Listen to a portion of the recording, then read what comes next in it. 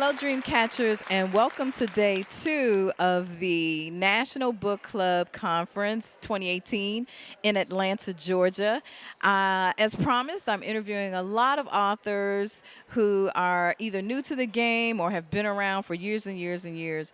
One of our newest authors is Lisa Renee Johnson, who's here with me today, and she's going to talk about her book, Dangerous Consequences, by Kensington, or published by Kensington. So we're going to start off by talking about, well, first of all, how is your day going and how do you feel about the conference? I love being at the National Book Club Conference. You know what, I can't even remember how many years I've come in a row, but I actually started out here as just a book club president, and I've transitioned into a writer slash book club president. So tell me the name of the book club and where it's located. The name of my book club is Sisters on the Reading Edge, and we're located in the Northern California region. Okay, and what made you decide to, you're the founder and president, so why did you decide to create this book club?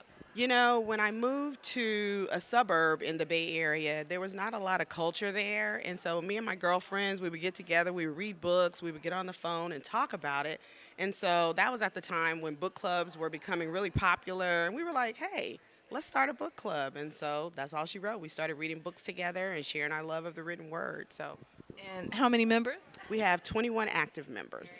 Yes. Yes. So we've been together 21 years.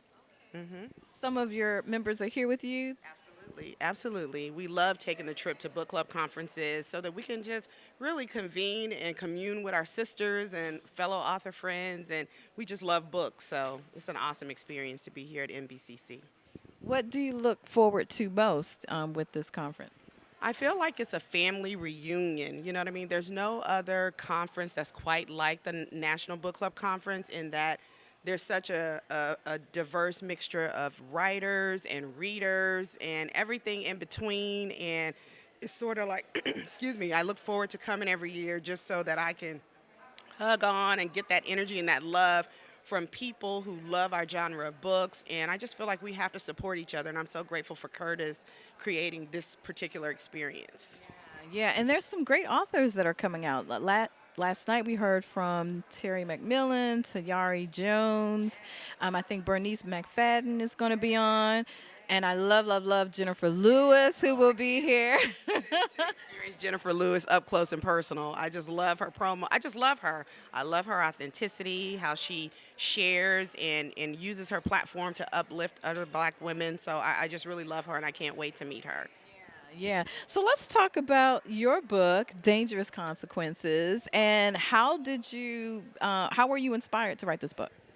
Well, I think Dangerous Consequences is what I call a life story. And so a few years back, I mean, I didn't choose writing. Writing chose me. But I've been a lover of the written word all of my life. So I was that little girl who you would find at the local library on Saturdays just devouring anything I could get my hands on. And so I think you know, our childhood prepares us for when the purpose shows up in our lives and the whispers, as I call it. So because I was so close to books, I think it was just preparing me for the right time to be able to hear that whisper.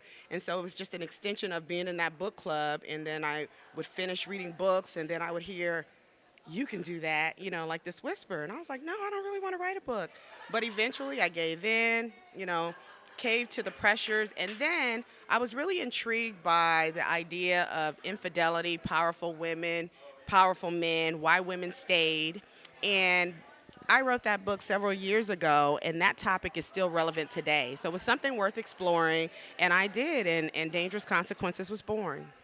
Okay, great. So what was your process for writing the book? I'm super duper social, right? So if anybody follows me on Facebook, I'm an extrovert by nature, so I get a lot of energy from people. And so I knew that if I wanted to write a book, I was going to need some help because I knew the elements of a good book, but I didn't really know what I was doing. So I actually sought out a writing coach, and I actually went to her, showed up on her doorstep and said, I want to write a book. And so because I had to be accountable to her every 2 weeks to produce a chapter, and I was paying her, so I didn't want to get rid of my money for free. I showed up, and she helped me through the process of birthing Dangerous Consequences. And now you're a life writer's coach. Did I say that right? I'm a life coach. So I'm a professional life coach. And it kind of started because of I initially self published Dangerous Consequences, right? I'm an entrepreneurial spirit and I just wanted the freedom to be able to create, the packaging, everything. So I freelanced the interior design, the editing, the cover, all of that. And I was doing, I did an excellent job in terms of getting the book out, marketing the book, and whatnot. I have an undergraduate degree in marketing, so marketing is fun for me. And Kensington ended up coming to me later on. I was volunteering at a San Francisco Writers Conference, met an editor, and she asked for my work, and they offered me a deal. So I tell writers, your process is so different because I've never written a query letter, I never got a rejection letter, and I hear those stories. So I think what's for you is for you, and when it's supposed to show up, God puts it in your pathway, and that's kind of what happened. Okay, so with respect to your process, do you outline or do you plot out your story before you engage in the actual writing, or do you have a different process? I think I do outline. And initially, I think as a writer, we learn more and more about ourselves as we continue to write. So in the beginning, I had no idea whether I was a seat of the pants writer or a writer that needed to outline. And so I didn't outline this book initially. I just had some ideas. But then when I got midway through, I had no idea where I was going. So from that point, then I had to step back, do an outline. So now I definitely outline my work. But I also believe that the characters have to have the freedom to make the story organic and to make it their story because the story is just flowing through me. And I find when I get in the way of that, it makes it more difficult for me to write, which makes me have what people call writer's block. But as long as I let the characters be who they are and do what it is and tell the story that they want to tell, then it makes my writing a whole lot easier to do. But I do outline so that I do have somewhere to start. And but I do give them the freedom to choose what it is that they want me to say. Okay, and along those lines, what inspires your writing? Wow. I just think life. I think art imitates life. I want to tell a good story because the whole purpose of my writing is to entertain, right? I think it's important for authors to know like why you write. So some people really want to educate, some people want to motivate, some people want to entertain, and my writing is for entertainment. And I'm a parallelpreneur, and so that means I work by day, and then I get to write and be creative at night. And I felt like it was just an escapism. It was an opportunity to just come home from a long day's work and then crack open a book and just enjoy the stories and be like, I can't believe I did that. And, just creating a page turner. So I say I like to create 2 a.m. problems for my readers, meaning they can't put the book down or they're hiding it in the drawer at work. So, yes. Yes. Okay, so your writings and your writer's journey has also taken you to other places. You want to talk about that a little bit? Sure. I think just the writing and the storytelling, that's the purpose that comes through me. And when I look back at my own life journey and my own personal self discovery journey, it was mostly about the stories that we tell ourselves as women and that plays on autopilot in our head. And so that became one of my true passions was to be able to help other women reframe those stories so that we can find value in the stories that we tell ourselves. And that's how I kind of parlayed it into life coaching, you know what I mean? Because I was book coaching other authors on how to self-publish and whatnot. And that mindset piece just kept coming up, right? And if you're really going to get out in front of people and talk about your stories, because you can't just be a writer and sit behind your computer, you're going to have to get out, talk about it.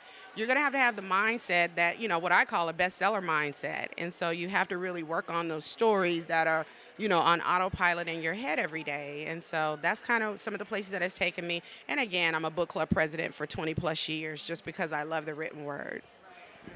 And you've taken on some other projects that are along the lines of social justice. Absolutely. A while ago, my book club had an incident in Napa, California. And I think that so many women believe that you're born with your purpose, whereas I believe your purpose is a sweet spot of your experiences. Some of it you're born with. It's just a lot of things that come into play, and it's a sweet spot. And so because of that incident that happened to me in Napa, California, I find myself on platforms speaking about race, power, privilege, and implicit bias, which is something that, it was there for me, but it's not something that I would have said, 5 years ago that that's my purpose in life.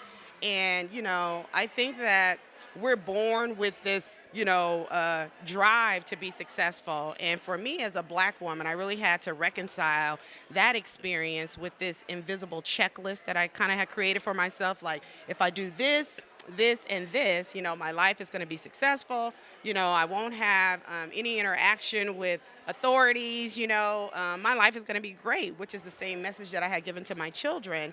But the incident kind of shook that for me, and I had to go back and revisit, that information and what that meant, you know what I mean? And making sure that I could practice what I was preaching to my own clients about knowing that I'm enough and knowing the value that I bring when I step outside of the room, and not really relying on the degrees and all of that I have, because when you look at me, you see a black woman. You don't get to see the master's degree that I have and all those other things that I had amassed and checked off because society said that that's what I needed to do to be successful.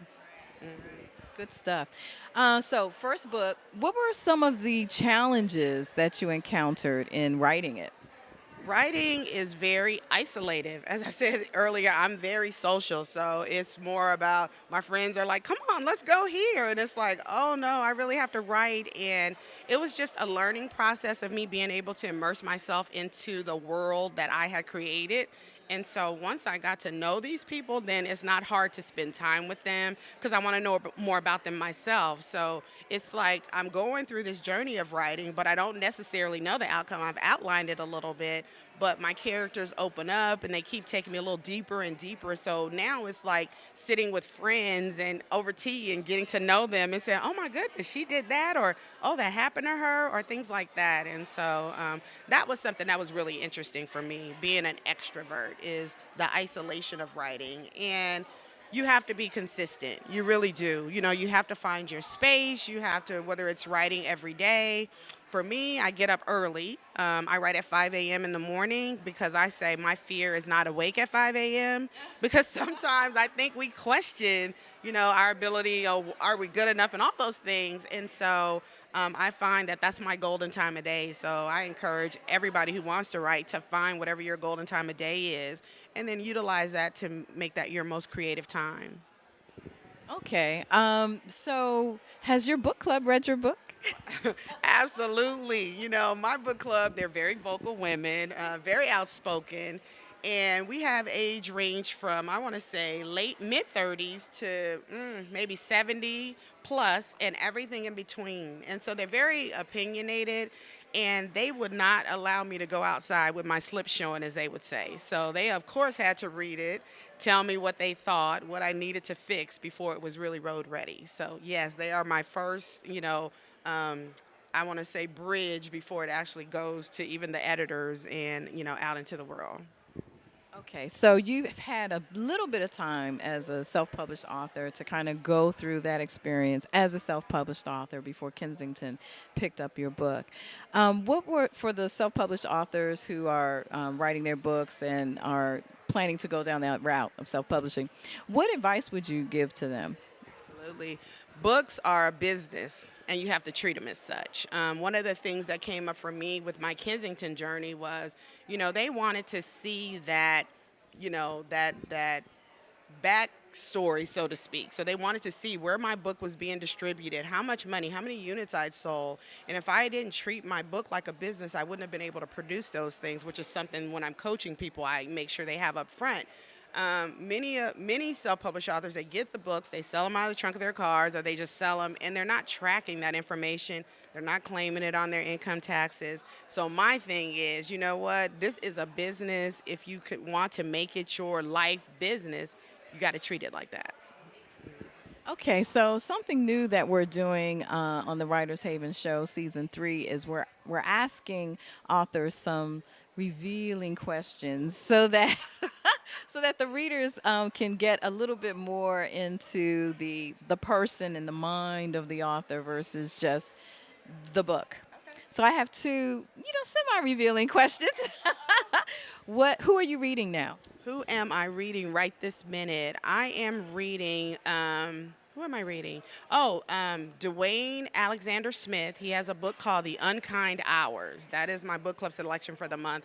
And Dwayne is awesome because he writes these really interesting books about just things that you would say cannot happen. Like his first story was, I haven't finished reading The Unkind Hours yet, but I know it's about a child who is murdered, and then the father gets this opportunity, this once in a lifetime opportunity to interact with the killer of his child. So I don't know what the outcome is.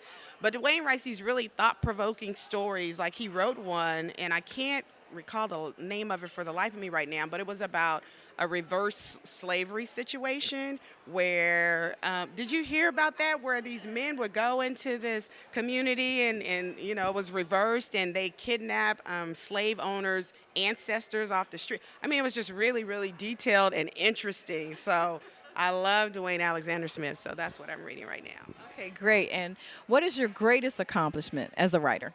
My greatest accomplishment as a writer is, I want to say, to have finished the book. So many authors out there say, I'm a writer or I want to write a book, and they never finish. You know what I mean? And that's the most important part, because people can't read you if you don't finish. So I'm grateful that I had the wherewithal to continue forward. I, accessed the resources that I needed to be successful. And look at it, it's in print. So that's one of my greatest accomplishments as a writer. I've won wonderful awards. I've won a Maya Angelou Award. Some of those things are, just breathtaking, because it's not anything that I would have ever expected that this writing journey would take me on, that particular type of journey. But it just continues to unfold, and I'm in wonderment every single day when I get, the accolades or people enjoying the story. And that's pretty much what we want as writers in the first place. Okay, so final question. Uh, not revealing, just what advice would you give to aspiring writers? Aspiring writers, write the book. Write the book. If you, what is it, the saying goes, if you stay ready, you don't have to get ready. So basically, I feel like this is a great time for writers, and not only writing novels, but screenplays like Nappily Ever After is now a Netflix series, and I know Trisha Thompson, and how long that took. But this is a great time with Netflix deals going on, with BET, Her, Lifetime Movie Network. There's so much opportunity to take these stories and transition them into other, mediums of story. So you have to write the book first. So write it. Sit down and write. What projects do you have coming up? Ooh, interesting. Look at me trying to grab your mic. I have. She's going to become a host. Exactly. The sequel to Dangerous Consequences is called Surviving the Chase, and that'll be coming out soon. And we're also working on turning Dangerous Consequences into a screenplay. So I'm going to claim it. Look for us on movies soon. So yes, yes, yes. Great. Well, thank you very, very much, Lisa, and welcome to we're calling this the Haven Corner. We have this little corner in the NBCC that we're very excited that we were able to come and have the opportunity to talk to all of these authors. So thank you for coming on. And Dreamcatchers, this segment will be part of our season 3 lineup of shows. So if you're watching it now, it's because we're in season 3. And I hope you're enjoying all of the authors that we've had come on. So until next time, catch fire on purpose, keep watching, and listen. Don't forget that we're also on 8 podcast platforms: Spotify, iTunes Radio, iHeartRadio, I already said Spotify.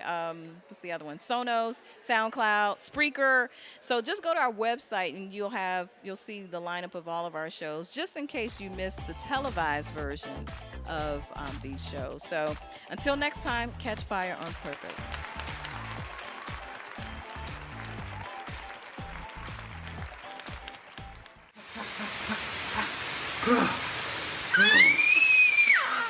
Oh yeah, yes.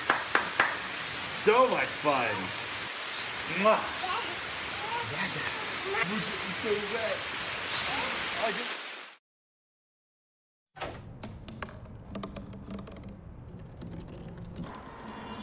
Everybody has a dream.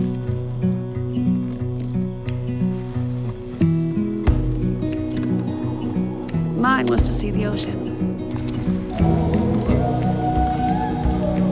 And with a little help, I made it.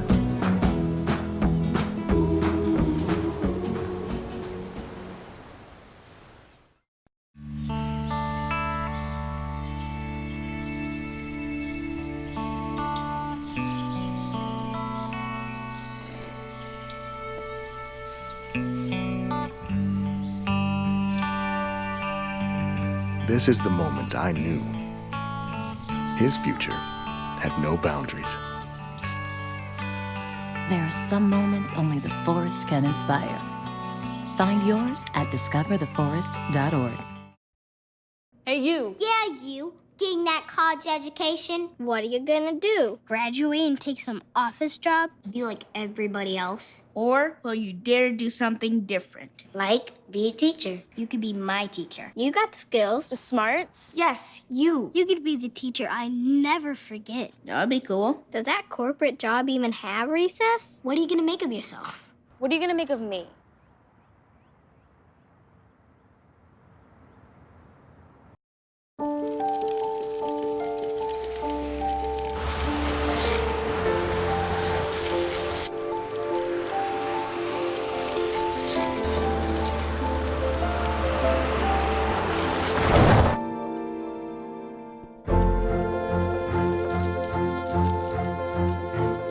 Did you know dragging chains can spark a wildfire?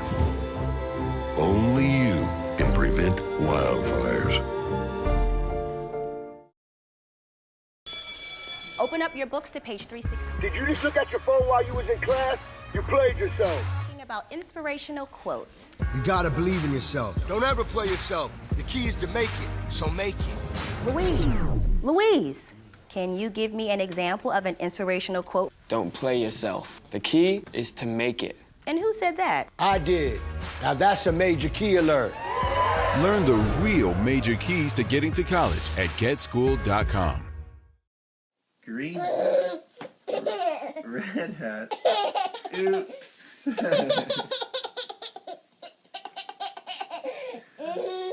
Red shirt, blue shirt, yellow shirt. Oops. Yellow pants, red pants, green pants. Oops.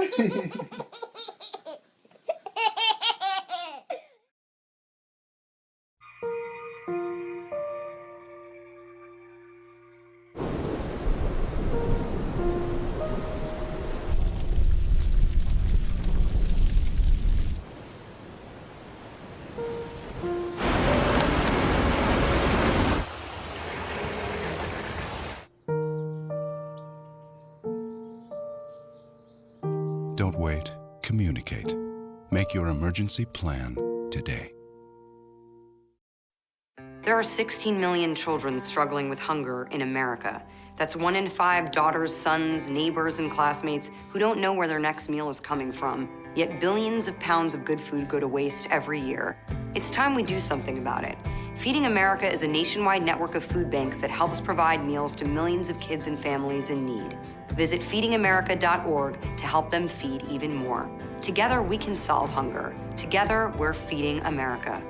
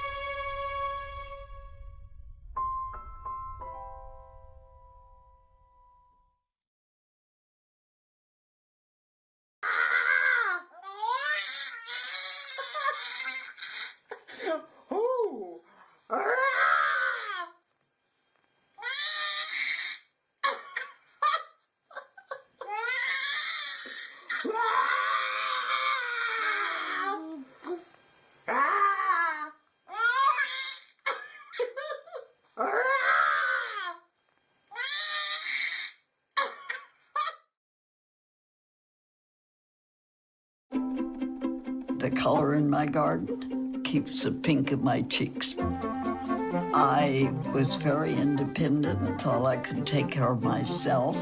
I fell and I had to have Meals on Wheels. They're my savior. My name is Lola Silvestri.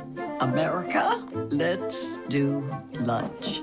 Drop off a hot meal and say hello. Volunteer by donating your lunch break at americaletsdolunch.org. Look at you, You're at the top of your game. You're unstoppable. Nothing can throw you off track. Wait, is that your car? Uh-oh. Yeah, I saw that coming.